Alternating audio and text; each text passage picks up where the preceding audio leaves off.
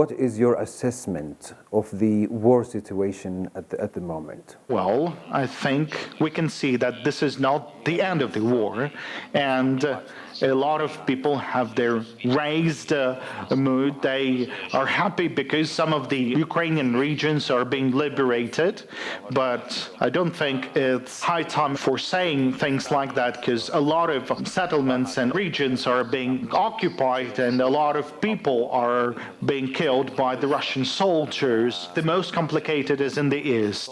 For them, it's important to control Mariupol. They are willing to destroy all of the soldiers in Mariupol. Then they would proceed to the east in order to try and surround a significant number of Ukrainian soldiers in order to destroy all of that. The Russian troops did withdraw from Kiev, around Kiev, Chernihiv.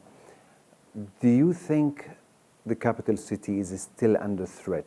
It's hard to say. If our forces in Donbas won't be able to hold their positions, then the risk of the repeated offensive against Kiev and the Kiev Oblast is probable. A video has emerged in which Ukrainian soldiers seem to be executing Russian soldiers in the woods. So the Russians are saying also Ukrainians are committing war crimes. What do you have to say about this particular video, and are you investigating this? What can you tell us about this? I'm not going to talk in specifically on this or that occasion. Our soldiers, particularly the armed forces of Ukraine, they don't have any reason or any sense to behave in that manner towards Russian soldiers. They want you to be neutral. They want the Ukraine to be a neutral state. You agree with that, but what is your understanding of that neutrality? What are you willing to accept as a solution for this whole conflict and war? There would be some specific agreements that will make sure that Russia will clearly not want to violate our sovereignty and territorial integrity, not launch any other invasion against Ukraine. We are ready to be a non-bloc state. We were a non-bloc country, non-aligned country. Other countries would be ready to guarantee our security. There's some rules. And in addition to weapons, in addition to their personal protection, there is also sanctions.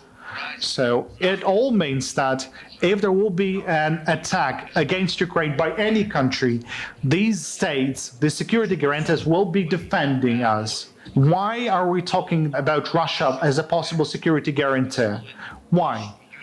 Because Russia should have a legal responsibility, because if they wouldn't be there, they wouldn't be held liable. This is what we want. This is what Russia wants.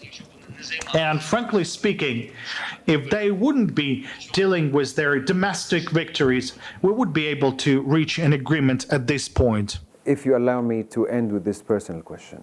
You are an artist, an actor. You're not a military general.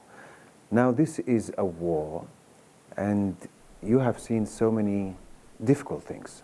Bodies in the streets of Bucha. You are the leader of this country.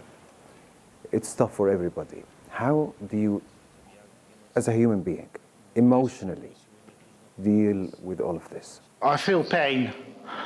In certain cases, you just get used to that.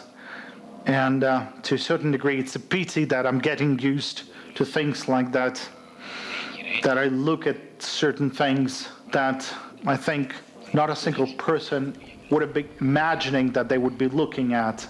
I think it's the question of about who you are.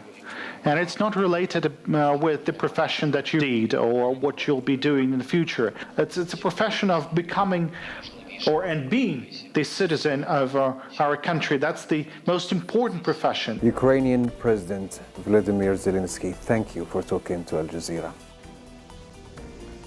Thank you so much.